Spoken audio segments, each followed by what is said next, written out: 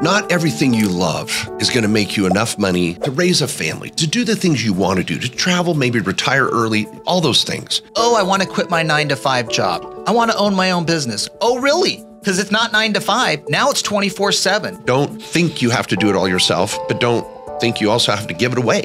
Find the balance there. There is something that gets the customer in the door that you break even on, and there's something else you sell that actually freaking makes money. Welcome, everybody, to another episode of the Main Street Business Podcast, here with the amazing Matt Sorensen. I am so excited about today's topic. This is a good one. Yeah, Mark and I are business owners ourselves. We get jazzed about this, but we've also had 10,000 consults with clients, small business owners, trying to figure out how to make money from the beginning of when they started, also to those having success. So we've seen what works and what doesn't. That's what we want to talk about today. Yeah, this is your Shark Tank episode. So what we want to cover is what should you have on just a one-page business plan? We have so many clients that we've met with, these 10,000 consultations, each of us, where we go, okay, tell us your idea. They give us a couple cool sentences. We're like, awesome. What's your break-even point? How many items do you need to sell or how many services? Well, you know, who's your competition? Well, you know, okay, have you written this down at all? You know, and I don't expect a 20-page business plan. Yeah, but you did pay $600 an hour to talk to me, so did you think this through? I mean, and now obviously so many clients come ready to go and they know what they're doing. They've analyzed the heck out of it. Frankly, sometimes too far. Frankly, sometimes they've analyzed it they've overcooked it. Yeah. So, but we want to go through what needs to be on your one-page business plan. What is the key items I need to know to think through my business before I go plunge my time, my money, or try to raise money or get employees and bring people into it. Love it. Let's nail this on one page first. And I think the process of doing this is more valuable than the one page you get at the end. Oh, the process of thinking it through. Yep. We're going to give you 6 things that should be on this business plan and how to structure it. Very simply, we're going to go through it in detail, but there's also some forethought before you even list the 6. And I want to set some parameters, Matt. And Matt's going to share with you here in a moment. I asked him before the show, what were those 3 things, before you choose a business? So he's going to share that. But let me just put it in context. Let's imagine you just rolled off the subway, into the subway hole, boom, popped out on Broadway. You're headed to the NBC building. You get in the elevator. You're going to go up 30 floors, and Mark Cuban's standing there with you. And you're like, oh, this is my chance. Yeah. And you've got about 90 to 120 seconds to go through your business plan and say, hey, I'm not on Shark Tank, but can I tell you? And Mark Cuban's in a good mood and he says, sure, throw down. And you've got a 1-sheet paper right there in your pocket and you can say it all in 120 seconds. That's all I'm saying. Yeah. And it's gonna be revolutionary for you. Yeah, like Eminem said, this could be your one shot. Do not miss the chance to blow this opportunity. That's right. You could be Hamilton. I know. Be like, you gotta take my shot. Yeah, another one shot. Yeah. You don't want to be like Mom's spaghetti. I love little Eminem. Okay, all right. Well, should we say the 6 things and just get it out on the table and then go through them? Okay, throw it down. I think it'd be important to kind of go through the thing. I like to call the first thing your elevator pitch or your concept. Okay. Number 2 is going to be, what are your top 2-3 products or services? All right. And then you want to think of who's your competition and the market. How big is the market and who's competing in it right now? Perfect. Number 4 is going to be 4 pieces. So think of number 4 pieces. What is your variable profit per service or product? Like if I'm selling a sandwich, what's my food cost to deliver that sandwich and maybe even the labor? Like what's my variable cost? If I open up on day 1 and I'm going to produce this product, how much is it going to cost to do that product? Number 2, your startup cost to launch. Number 3, what is your monthly fixed cost to keep the doors open? And number 4, your break-even point. And so we'll go through those 4 in a moment. That's your financial piece. Yeah. And the next thing is, you need to raise money? Do you need partners? What's it going to take to get this business off the ground? Are you bootstrapping this? Are you working at your day job? Is this a side hustle at first? We want to talk through that. What are your options there? And by the way, the first 4 questions should inform you when you get to 5. Yeah. You got to do the 4 to get to the number 5. And then number 6, all right, what's your basic marketing plan? What is your differentiation or segment or avatar that you're going to go after to create market share? And again, all of these get fit on one page. That's the secret. Okay, now before we dive into those 6, Matt, what do you even do before those 6? Well, you need to do some soul searching first, I think. And you need to just think about your life for a moment. But no, seriously. Now, this is from the book Good to Great.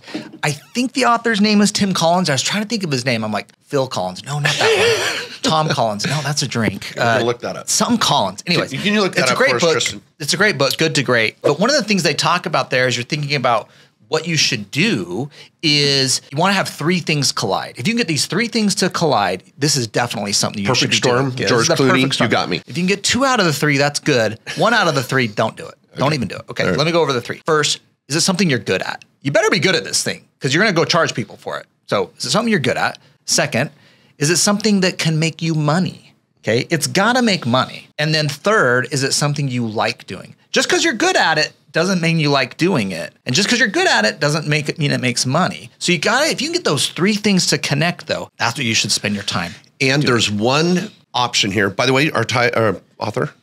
Jim Collins. Oh, there you go. You know, I'm still impressed you had that. Now, one of these that is a option is you may say, I really love this and I'm passionate about it. It can make money, but I'm going to partner with someone that's really good at it. But I've got the business piece. And so that's when a partnership can be really synergistic, but you don't want to find a partner that's just like you and a mirror of you. That's not good. If you're going to partner with someone, make sure they fulfill that, maybe good at it, or maybe they're good at the marketing and the business piece, and you're good at producing the service. So there's some options in that, but make sure those 3 things align. I love it. Yeah, love it. Okay, now the other last point I want to add to it is not everything you love and you're good at is going to make you enough money to build wealth, to raise a family, to do the things you want to do, to travel, maybe retire early, all those things. So I just would give an example. Some of you may be just great at music. You could be great at art. You could be great at personal athletic health and development. But those markets are so competitive, so saturated that sometimes you can be a great artist and make no money. Have you heard of a starving artist? You could be great at music and never break. Now, that could be a dream, but here's my proposition to you. Use that passion as a hobby. Maybe it develops into something that could make money. But what is your quote unquote day job, which could still be a small business? So if you're going to write a business plan for something, you're like, hey, I'm going to go out and be a landscaper because I kind of enjoy being outdoors. I like being a landscaper. I can make $200-300 grand a year being a landscaper. And that's true.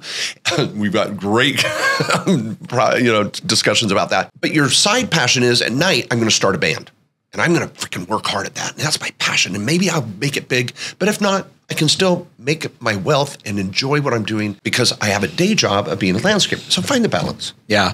I feel like you're talking to me there about, why I didn't become a rock star. I felt like that was, and I seriously think about this and I want to take a different path on that too is let's say you love this music. Okay. This is me. I'm just like, I love music. He's good. I love playing the guitar. Some people make money at it. So I like it. Some people can make money at it, but I'm not good at it. I'm like good enough to play, but like no one's going to pay for my album or my music. Okay.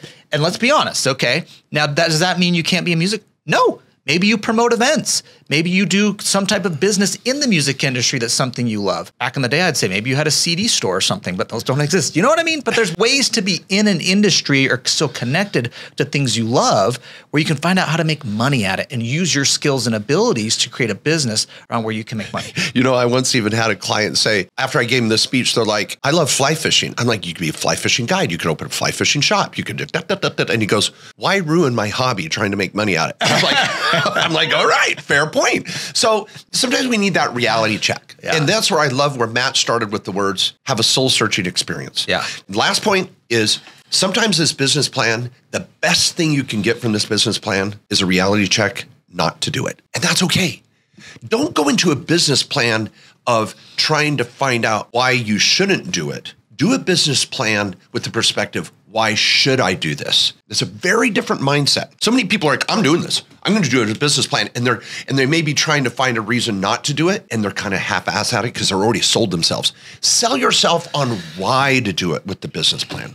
All right. Okay. Can I do one more wind up? I know we've been winding up. I know. It's so good. We've been winding up on this before we get to these 6 points, but I got one last thing I want to say too. And this is something that annoys me that's on social media everywhere.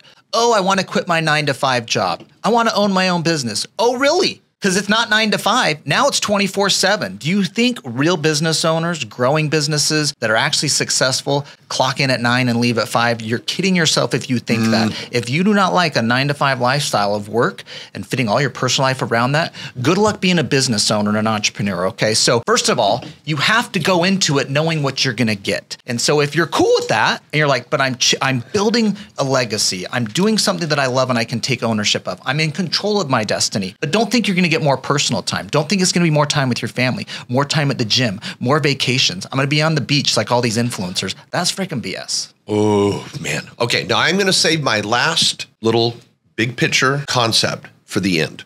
So let's get into it. Number one, your elevator pitch. Now, this not only should be something you can say in less than 30 to 60 seconds. I had Forbes Riley here as an interview, I think on our show 2 months ago, at the least. It's already posted. And she even said, Mark, tell me what you do. I was like, I do, not good enough, do it again.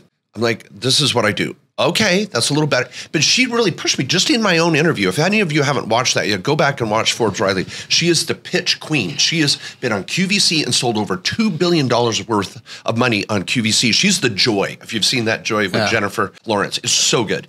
But she literally knows Joy, the real QVC salesman, and she's been on the stage. But she's like, you got to be able to say it so quick, so confidently, and know it and own it and be it. And that's got to be able to be written in 2 sentences and said in 2 sentences. Yeah. And I think just for an example, like our law firm, KKOS Lawyers, it's the #1 tax and business law firms for small business owners and investors. Like, that's a quick thing. Like, say what it is and who you are serving. If you can at least get a couple of those components into your little pitch there, I think it's helpful. And that's like your opening statement. Mark, you've called it like the power statement before. When we went with our own lawyers, we're like, all right, who are we? And just thinking in our law firm, which has been around for a while, but it's like, man, let's really define like who we are, what are we doing, and who do we serve. But I think if you're in that elevator pitch, and go back to where the setup you had of, you got in the room with Mark Cuban, you got 90 seconds of his attention. What are you going to get into? And I think as we go through some of these other points here about the top product and service, your competition, your price, and your marketing plan, that might go into this little 90-second pitch. So some of the stuff we're going to talk about, I think we'll weave back into point number 1. Okay, and lastly on point number 1, here's a cautionary point that I get trapped in. When someone goes, hey, what's your business idea? Well, this is me, Mark Kohler. I've said this. It's not good. I'll say, I've got a family of companies and I do this, this, and this, but this idea is this, and I'm going to do it because of it. No, they don't need to hear all that. And it's hard for me, Mark Kohler, because I've got a trust company, I've got a law firm, I've got my Main Street Tax Pros, we've got Main Street Business. I've got like 5 to 6, 7 different revenue sources or businesses that are a part of me. Focus on what that person needs to hear and that one shot you've got. Don't give them your life story. Why are you doing this? La, la, la, la, la. Say, hey, what's your business idea? I'm going to open up a cupcake store that specializes in cupcakes that are tailor-made to the sporting colors and athletics of the different high schools and then that area. Okay, they didn't need to hear the 10 other things I'm doing. Focus.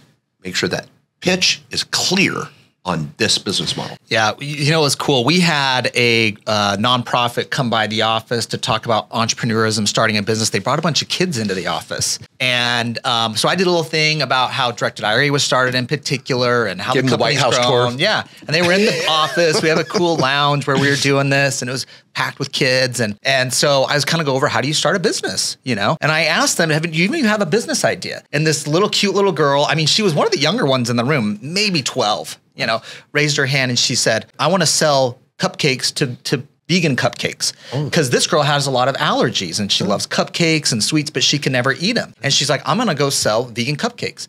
And she knew her stuff. She knew there's other people that sell it. And so I started asking her a lot of these questions. How would you price it? Okay, how are you going to make money? How much do the ingredients cost? Who else sells this in your town? And she actually knew a lot of the answers to this question. She knew the angle she had. It wasn't just cupcakes, right? It was for people like me. I get that problem of I want to have a cupcake, but She had a problem to solve. Yeah, she knows that for like her body, like her diet doesn't work for her. So I'm loving that example. This is a transparent moment here on our show to let you know we do not plan our examples for our show. we let it just organically happen. So let's play with that one. So number 2 on the list. So you've got your concept. I'm going to sell vegan cupcakes. Okay, what are your top 2 to 3 products or services? Now, if I was her, I might say, okay, what's your average cupcake cost? Okay, because it's kind of the Mrs. Fields model. I'm going to sell 1 cookie for X, I'm going to sell a dozen for Y, and I'm going to do catering for parties where I'll bring in cupcakes and drinks and some other items. Catering's a big piece of anyone doing a food product business, in my opinion, because if I'm just selling 1 cupcake one at a time, I got to sell a hell of a lot of cupcakes to break even, which we're going to come to later. So I would like to see in number 2, what are your top 2 to 3 products? What did they be priced at? We'll get into break even later. I'm going to sell cupcakes for $3 a pop. I'm going to sell dozens for X, and I'm going to do catering for Y. Great. Are you selling a service? Oh, I'm going to do landscaping. I'm going to do lawns for this, fertilizing for that, sprinkler systems for this. Okay, cool. Just give me your top 2 or 3. Yeah. And I think we're going to get into some of these other costs here too, but I think we've identified the product here. Okay. And sometimes it's a service, and a service is going to be a little different. I want to talk about those of you that provide a service in your business, because when you think about the product and the cupcake, you could say, well, when I make 100 cupcakes versus 1,000 versus 10,000, my cost starts going down. I start getting bulk pricing. Actually, as I grow and there's a certain number that I hit, I have more profitability in that business. In a service business, and this is particularly interesting, I think, for smaller businesses that are service-oriented, where the business owner is very much ingrained in it. You got less than 5 employees. A lot of your ability to make more money is, frankly, you working more. You are the service. You're putting in more hours and more hours and more hours, and then you're getting burnout. And so you got to be careful about that in the service business, where you are the freaking service. Whether you're mowing lawns, doing someone's taxes, or their legal work, or I don't care what it is, you're cutting hair, whatever it is, you know. Yeah. So what I'd love on that one, if I can, because that's how you make more money. You hit your profit margin, all your fixed costs here. Just for you in the service business, I just want to know this. We'll get into some of these numbers too. You can get trapped with that and start hating your life. Exactly. And this is why Mark Cuban would ask you, okay, so you're going to do janitorial. Yep. Okay, so who's the first janitor on your team? Me. Now, then you start talking about how you replicate yourself. And so in that service business, you may say, I can hire a janitor to work for me with FICA and workers' comp at $20 an hour. I'm going to bill them out at 60. I'm going to go out and bid my jobs, and I'm going to replicate myself. And so you start to get in this mindset of, in a service business, how many attorneys do I need? How many CPAs do I need? How many janitors do I need? Landscapers. And so you start looking at your variable cost of labor to provide more service hours. So we're going to come to that, but I love it. In services, you got to really know, how are you going to duplicate yourself? Because anybody that's going to invest in your business, or if you're going to do this, you got to run the business. Yeah. If it's a service business, who's doing the work? Yeah. And you got to budget for that. Love it. Okay, number 3. All right, let's get into competition. And I want to kind of throw in market too, because some industries are wide open. There's a ton of opportunity. Some of them are hyper competitive. And so we want to kind of look at the market in general. For example, is this a market that's growing? Let's talk about vegan cupcakes. There's more and more people getting concerned about that, more and more people doing that type of a diet, for health reasons or allergies or whatever it may be. And that market may be underserved versus a more just cupcake market in general, where you're not in a niche, so to speak. So we want to look at where you're at so you know where your competition's at, because this is going to inform the next thing, which is price. And also, what is the future growth of this business? If you're like, well, like my brothers, for example, have one of their businesses is they do satellite TV installation. I don't know how much longer that business is going to be around. I don't know that they would start it from day one right now. I don't know that I'd go tell someone, you want to go install satellite TV anymore, right? That's a dying thing. Everybody's pulling the plug, or they're streaming and all that type of stuff. So where's that market going to be in 5 to 10 years? Okay. I love it. And on competition, I love how you kind of quiz that girl in the office tour, because if you say, hey, my concept's this, and I'm going to sell these 2 or 3 products, you let a person process and you go, but let me tell you about my competition. They may ask you, who's your competition? That's really comes next. And I like that as number 3. And you say, this girl goes, oh, there's only 3 vegan cupcake places in the whole Valley of Phoenix of 2 million people. I think it's wide open. Really? So I can't get on DoorDash and find a vegan cupcake? Nope, only 2 places in the whole valley. Okay. Yeah. The end. That's what I need to know. Yeah, exactly. And I think this could even be very location specific depending on your business. You know, you could be in a town or a part of town that's underserved for plumbing. I don't know. Or you're selling online nationwide. Yeah, or you could be selling online nationwide. It's just a general shortage, or there are opportunities there in a specific niche. And so I think some of these concepts, if they're very location specific, know the market you're going to go to.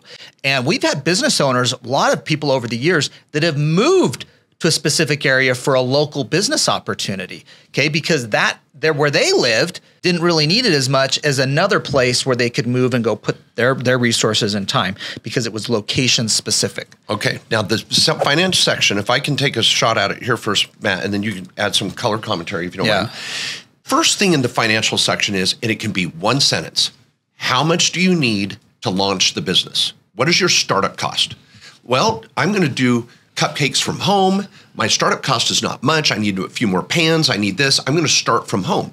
Versus someone that's like, I'm going all in. I need a shop. I'm going to rent a place. I need to renovate. I have TI. I need ovens. I need this. It could range from $1,000 startup cost to $100,000 startup cost. I don't know.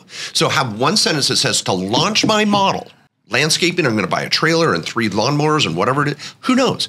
Tell me what your startup cost is. One line. Yeah.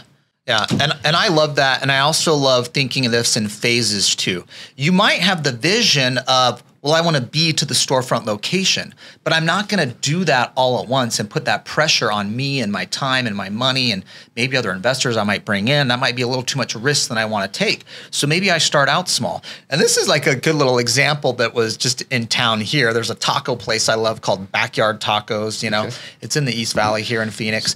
And literally, the way that restaurant started is this guy just made tacos in his backyard on the weekends and had his friends and family over, and people just kind of pitch in.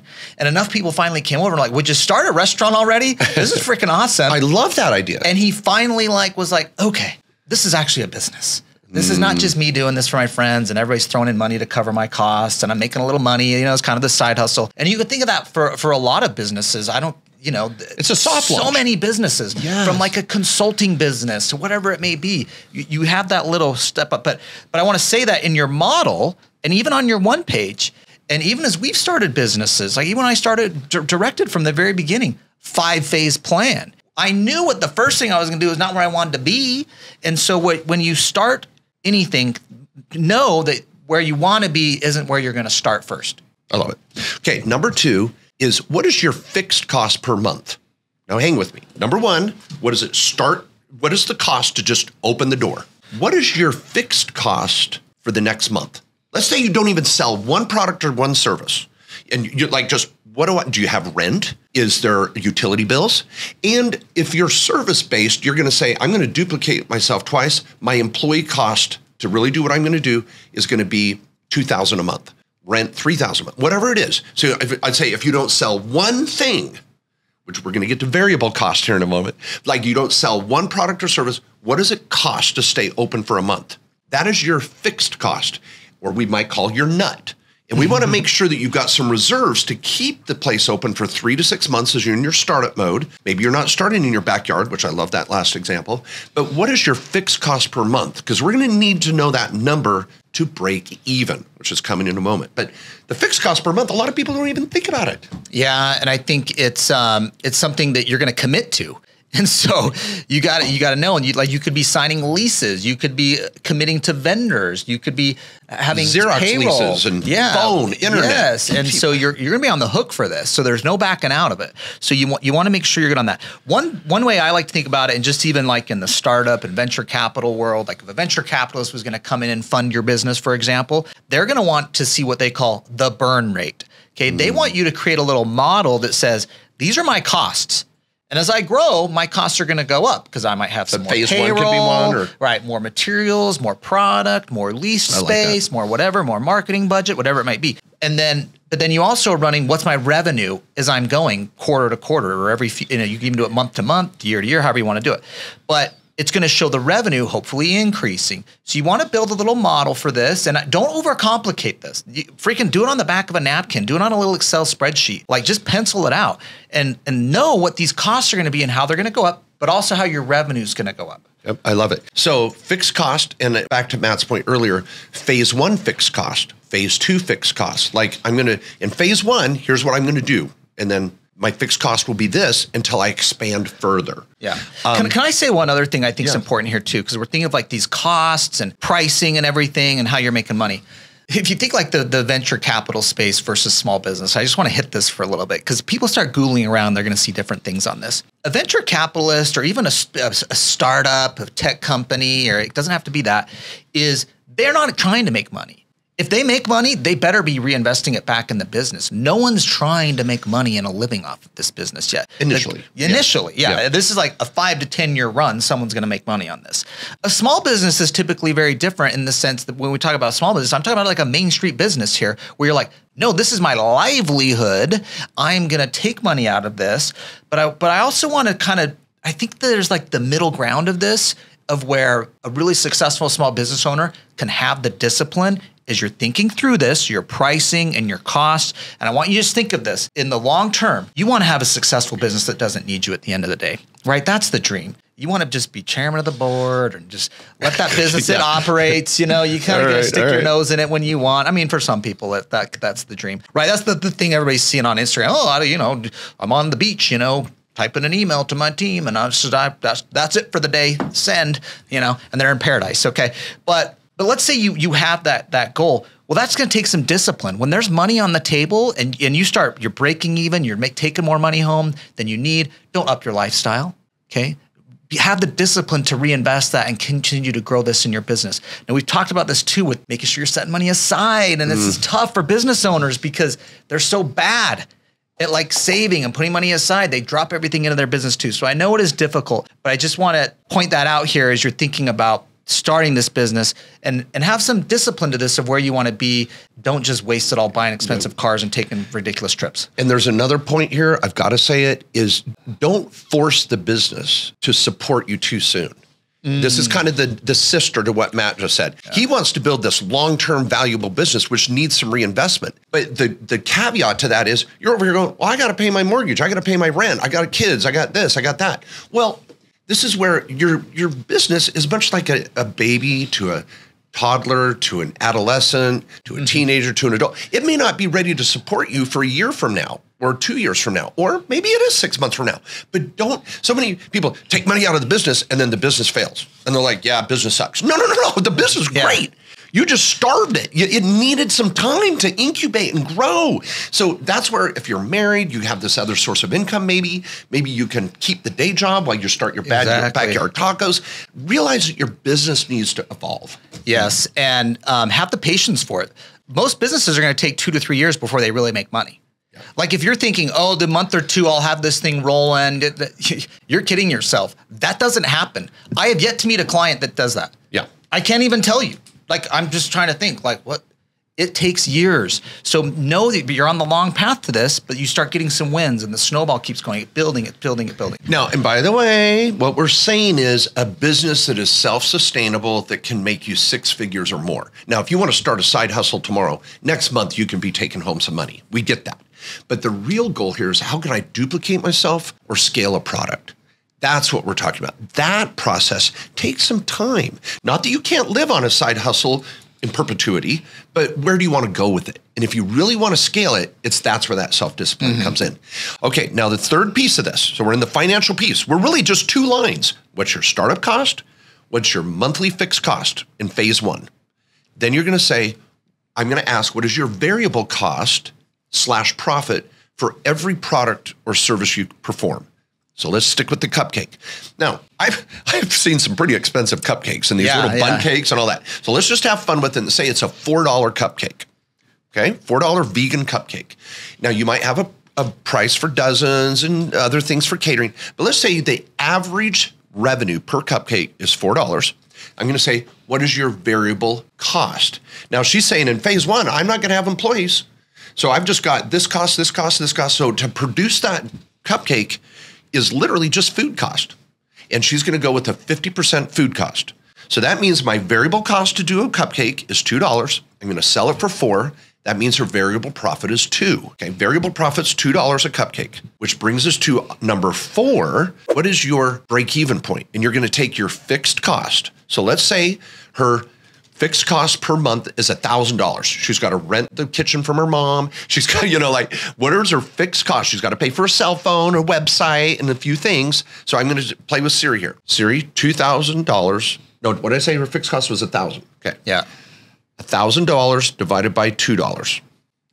It's hard math. Mark's the CPA here. Yeah, that's 5. But I want to just show you the math. You're going to take your fixed cost divided by your variable profit. What is that? She's got to sell 500 cupcakes. 500 times $2 is going to give me $1,000. So before she can even take home any money, she's got to sell 500 cupcakes. Now, that's going to bring us to the marketing plan here in a bit, because I'm like, how in the hell are you going to sell 500 cupcakes? And pretty soon you're like, ooh, this is a harder business than I realized, because and so now you may say, well, I can just hire out accountants, I can hire out consultants or janitors or whatever. So you want to look at that variable revenue per service hour or per product, and then take that and divide it by your break even. Yeah. Now here's one thing I think is important to add into this too, is your time. How much time was it taking her to make that? How many cupcakes did you calculate? 500. 500 cupcakes. We didn't calculate that into it. That time could have been spent making money somewhere else. Are you making at least $15 an hour here? What's this cost of your time in the business too?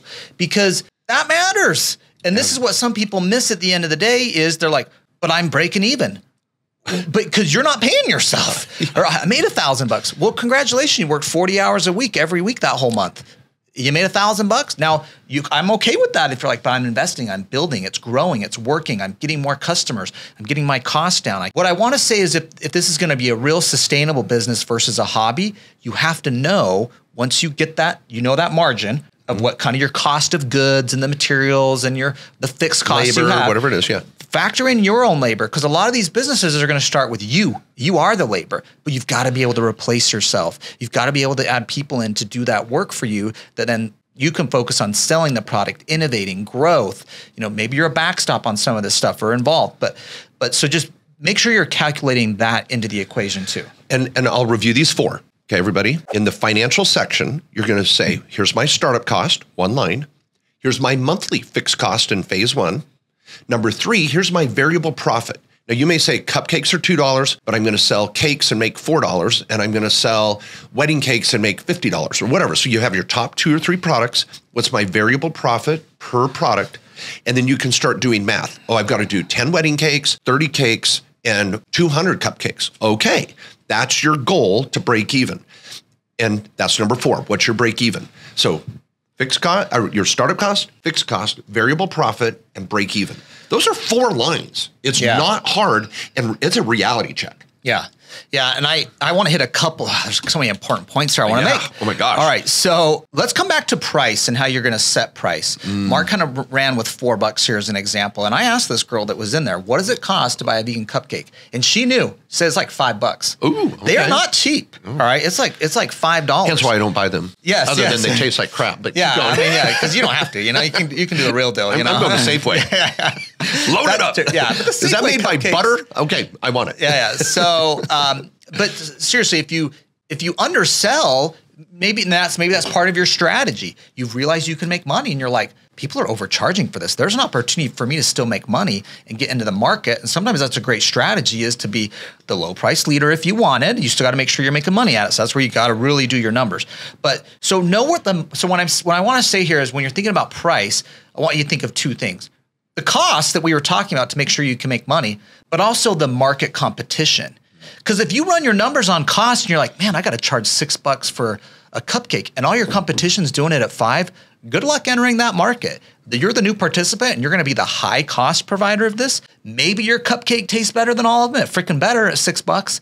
And so, but you're going to have a harder way to get into the market. So think of your cost in terms of, your price in terms of the cost, but also the competition in the marketplace. And honestly, this might be a part in your analysis where you say the business doesn't work. Let's be honest. The business just does not work. Now, one example, and this is fun, and then we'll go to number 5 and number 6, and you got your 1-page business plan, is 5 guys.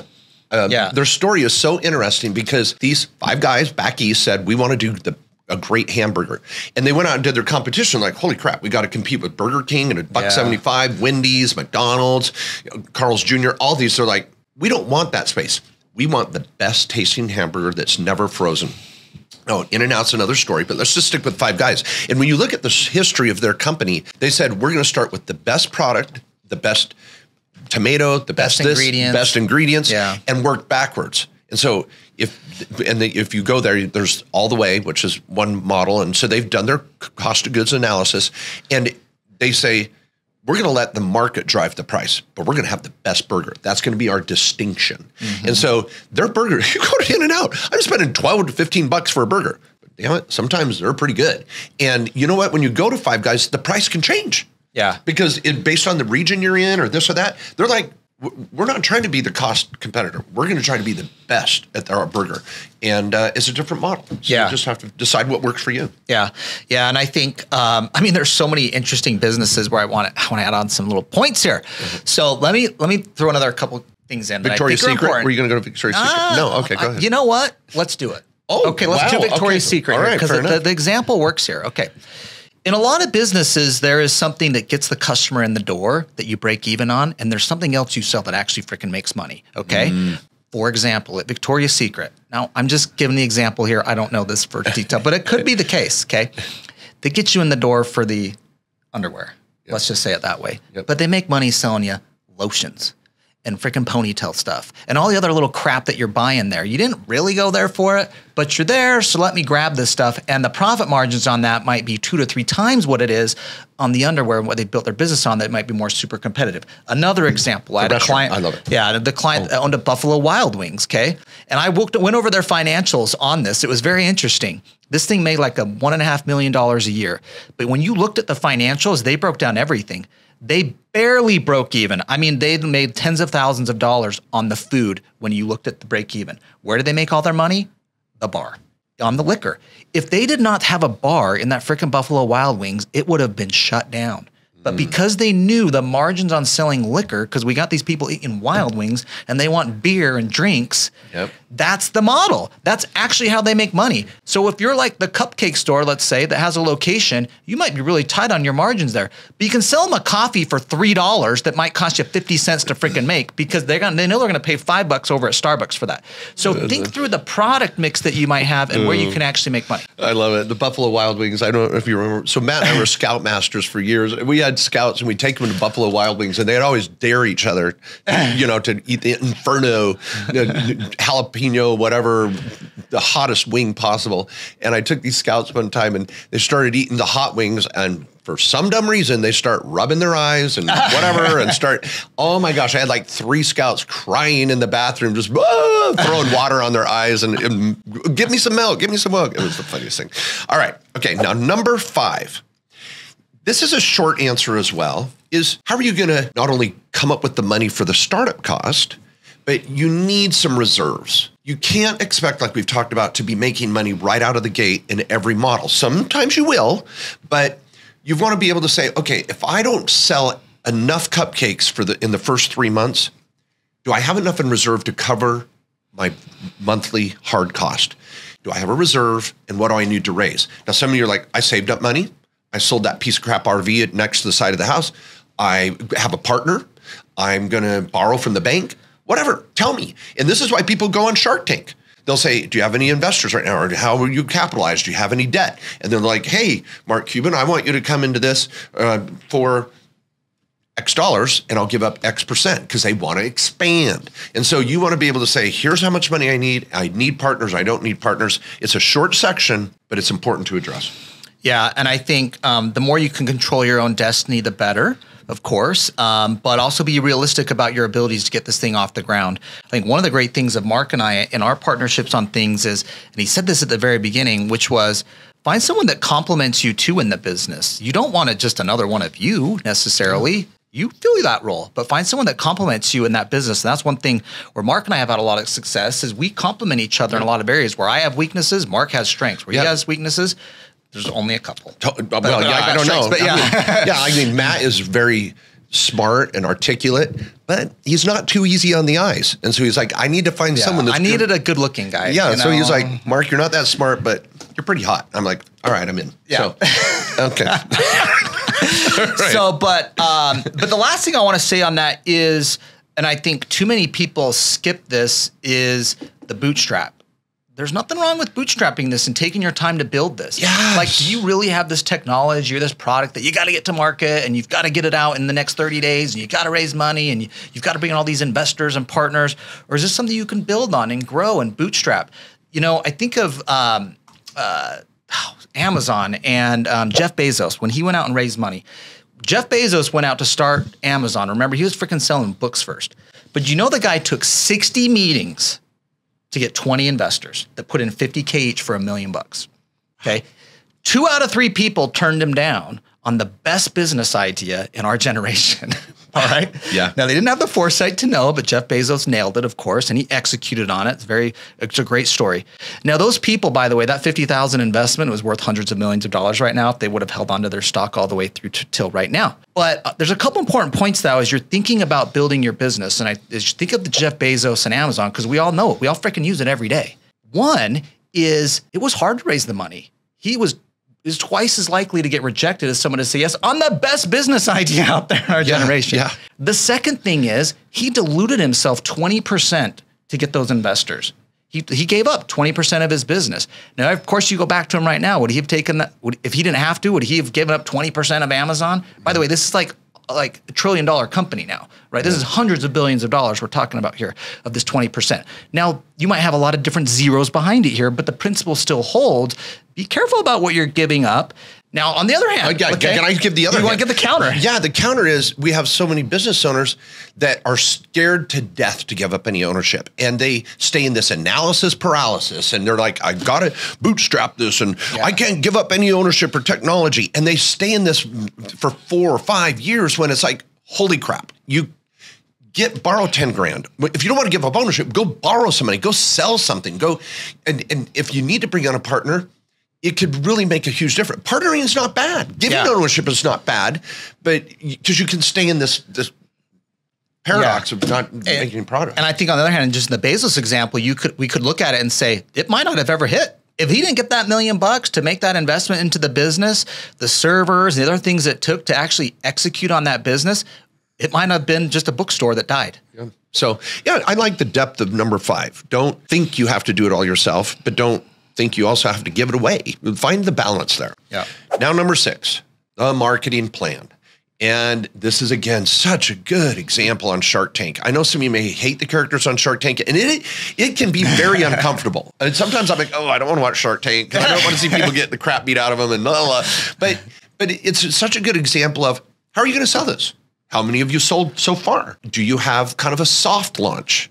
Like, I love this backyard taco thing. Are you, if it's a food product, are you already selling it even to your friends? Are you selling your product online, even on Etsy or Shopify, or just something to get some test cases back? And I think the marketing plan is about differentiating yourself, having a little test case or market, because the next thing someone's going to ask you is, oh, how's it going? Have you sold any yet? No. Okay.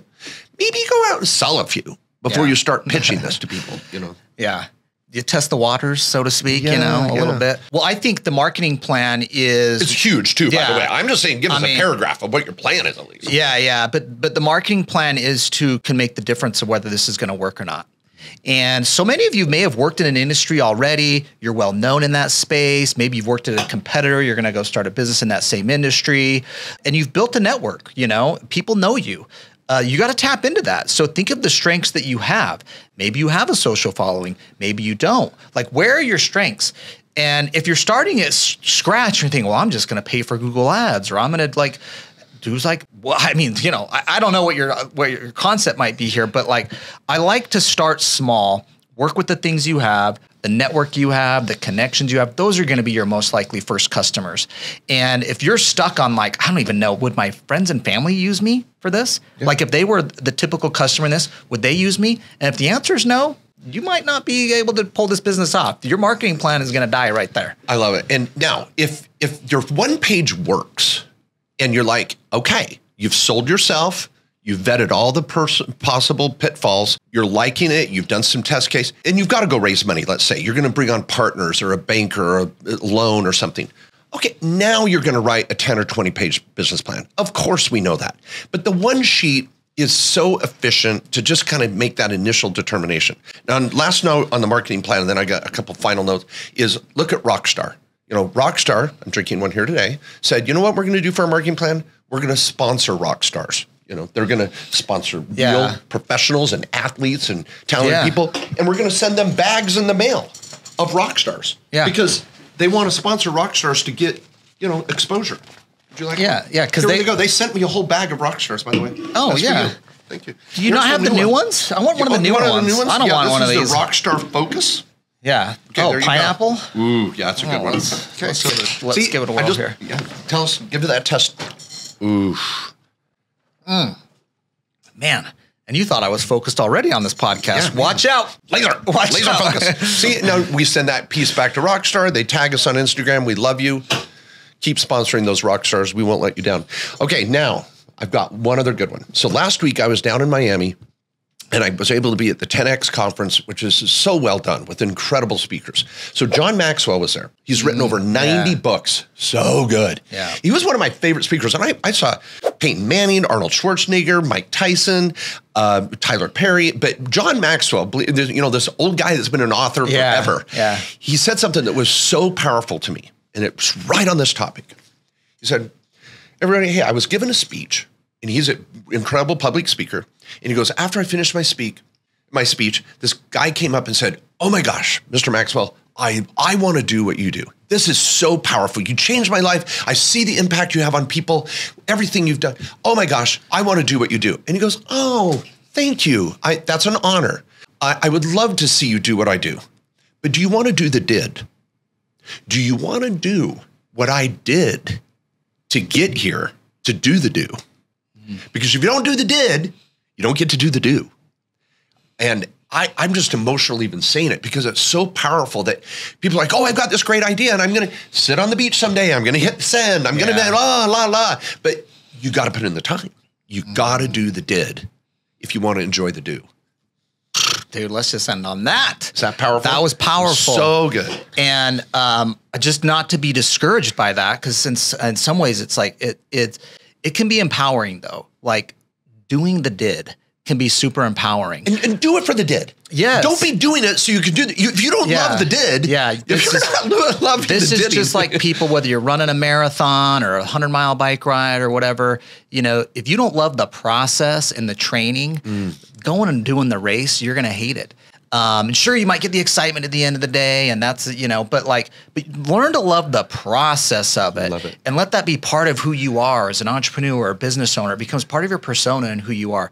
If you get that and you love that, you can become unstoppable because all of the challenges are going to be thrown your way. That's just part of the gig. That's just part of the deal. I've got one more. This is such a powerful podcast. I'm so excited about it. Tyler Perry. Yeah. So Tyler Perry started out down in the South, and he had come up with this play. He did it for 7 years. Sometimes he had no one even show up. He was living homeless, but he had this dream. And he said, I knew it was my calling. I knew I was going to do it. And eventually on the 7th year after this, he got discovered and one of the most successful artists in cinematic history in our generation. Such a wise business owner. But what he said was, all of those failures helped me become who I am today. He goes, those 7 years were the most precious to me. And what's funny, in mine and Matt's 10,000 consults, isn't it true? A lot of people going, oh, I've got this great idea. I'm like, oh my gosh, I want to invest in that. That's a great idea. Year later, didn't work. Then other people come with the dumbest idea. I'm like, good luck with that one. And then a year later, they're making millions. I'm like, what the hell? So if you believe in this and you're passionate about it and you know it and it's your calling, keep the day job, keep working it. It'll happen if it's supposed to happen. But don't listen to family, especially the naysayers. You freaking stick to it if you believe in it. Yeah, and for any of you existing business owners, this is, I think, a good refresher to come back, walk your own existing business through this process here that we talked about.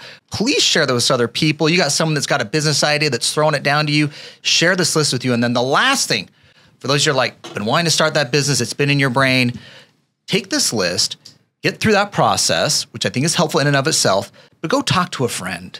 Go talk to some other business owner. That believes in you. Yes, that believes in you. And will give you straight advice. And will give you straight advice. Sometimes the process of talking it through is super helpful.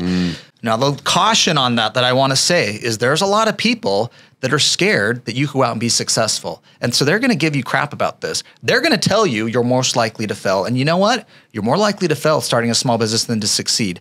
But just like the man in the arena, it's on the wall here, Teddy Roosevelt said, you know, it's better to, or Shakespeare, you could say it's basically the point of both of those things. Better to love and lost than to not have loved at all. Or man in the arena, it's better to have basically gone the fight, and even if you've had challenges and lost, than to be one of the, what does it say? The cold, timid souls who neither knew victory or defeat. Wow. And I just love that. Oh my gosh. And when you go through that process, it can be scary. And those people that might be shooting you down, you have to also, I'm just going to give a little legal point here, is be careful who you share it with. It is very incredible idea. That what's called is an NDA, a non-disclosure agreement. And if the person you're sharing this with could possibly compete with you or steal your idea, make sure they sign something before. But that brain trust of people that'll give you an honest answer, that aren't going to pull you back down, but they'll be, straightforward with you. Those are so valuable, those people. So. All right. We got to wrap this. Man, what a great show. That was awesome. Great show. Thanks, everybody, for listening and watching. This will certainly be on YouTube as well. Please get down in the description below for the support you need. Get with the law firm when you're ready to pull the trigger to get the right entity, get the right plan, the consult. We've got a network of accountants that understand Main Street business tax principles. We've got so many podcasts and articles and ongoing support to help you succeed. We're not going anywhere. We wish you the best, and thanks for watching.